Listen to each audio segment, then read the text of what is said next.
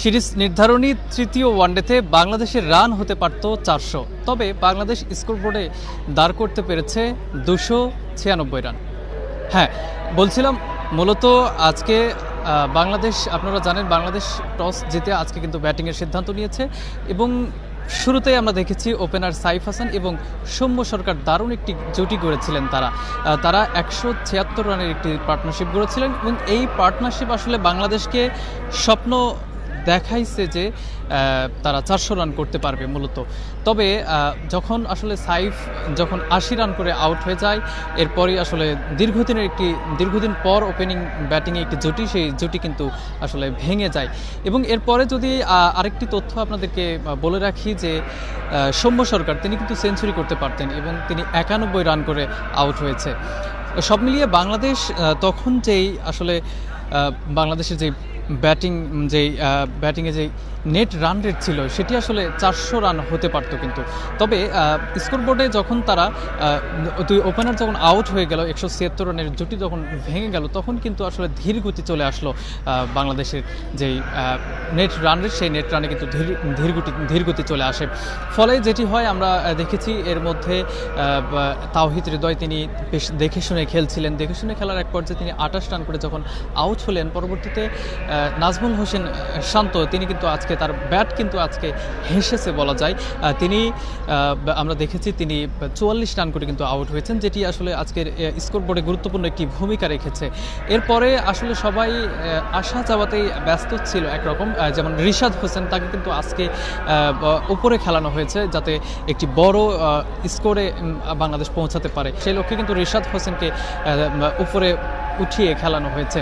তবে তিনিও কিন্তু আজকে ব্যর্থ। এরপরে নাসুম আহমেদ, তাকেও কিন্তু আজকে উপরে সুযোগ দেওয়া হয়েছে শেষ সময়ে যাতে করে স্কোরবোর্ড যাতে 300 অন্তত পেরোয়। তবে সবশেষ আমরা যেমনটি আসলে দেখেছি, তিনিও ব্যর্থ। এরপরে আসলে নুরুল হাসান সোহান এবং ক্যাপ্টেন মেহেদী হাসান মিরাজ, তারা দুজন মিলেই আমরা দেখেছি মেহেদী হাসান মিরাজ তিনি 17 রান এবং নুরুল হাসান 16 রান। এই রানেই ভর করেই বাংলাদেশ 296 রানের একটি পুঁজি পায়। তবে 400 হতে পারত, যেমনটি আসলে বলছিলাম 400 হতে পারত সেই সময় যখন আসলে মনে হচ্ছিল যে ওপেনিং জুটিতে 200 রান পেরিয়ে যাবে, তখন কিন্তু আসলে মনে হচ্ছিল যে বাংলাদেশ কিন্তু 400 রান করবে।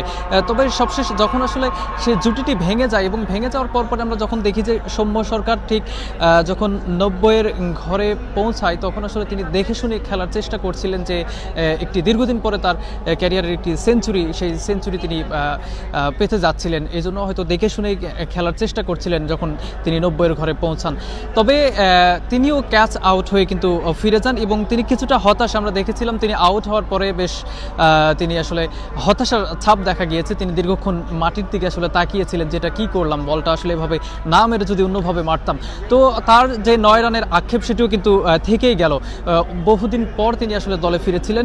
ফিরে আমরা দেখেছি গত ম্যাচেও তিনি গুরুত্বপূর্ণ একটি ইনিংস খেলেছেন এবং আজকের ম্যাচে যখন 91 রানের একটি ইনিংস খেললো, তখন আসলে মনে হচ্ছিল ওপেনিংয়ে দীর্ঘদিন কিন্তু ওপেনিংয়ে আসলে সেঞ্চুরি নাই, সে জায়গা থেকে আসলে আজকে একটি সেঞ্চুরি পেতে পারতো। তবে এবং আরেকটি জিনিস আসলে যেমনটি হয়েছে যে মিরপুরে কিন্তু প্রায় 10 বছর পর 17 রানের পার্টনারশিপ হয়েছে ওপেনিং জুটিতে। সবশেষ 2015 সালে জিম্বাবুয়ের বিপক্ষে তামিম ইকবাল এবং ইমরুল কায়েস, তারা কিন্তু দুজন মিলে 147 রানের একটি জুটি গড়েছিলেন এবং সেই জুটি কিন্তু আজকে দীর্ঘদিন পর অর্থাৎ 10 বছর পর ভেঙে দিলেন ওপেনিং জুটিতে এবং দীর্ঘদিনের যে রানের খরা সেটিও কিন্তু কাটলেন।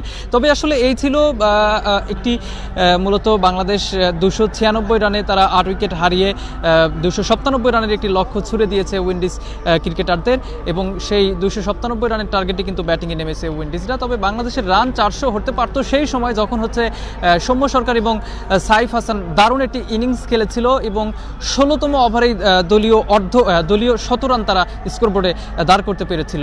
তো সেই যে রান রেট সেটি যদি শেষ পর্যন্ত থাকতো, তাহলে হয়তো বাংলাদেশ 400 ঘরে পৌঁছাতে পারতো, যদিও এটি আসলে সম্ভব বাংলাদেশের জন্য ছিল কিনা। সবশেষ 300 রানের যে পুঁজি সেটি আসলে সংগ্রহ করার জন্য বেশ চেষ্টা করছিল বাংলাদেশ ক্রিকেট দল, সেটিও আসলে 300 রান থেকে কিন্তু 4 রান দূরে ঠিক তারা ওভার অর্থাৎ 50 ওভার কিন্তু শেষ হয়ে যায়। 8 উইকেট হারিয়ে বাংলাদেশ 296 রান স্কোরবোর্ডে দাঁড় করায়। এতে 297 রানের টার্গেটে ব্যাট করছে উইন্ডিজ।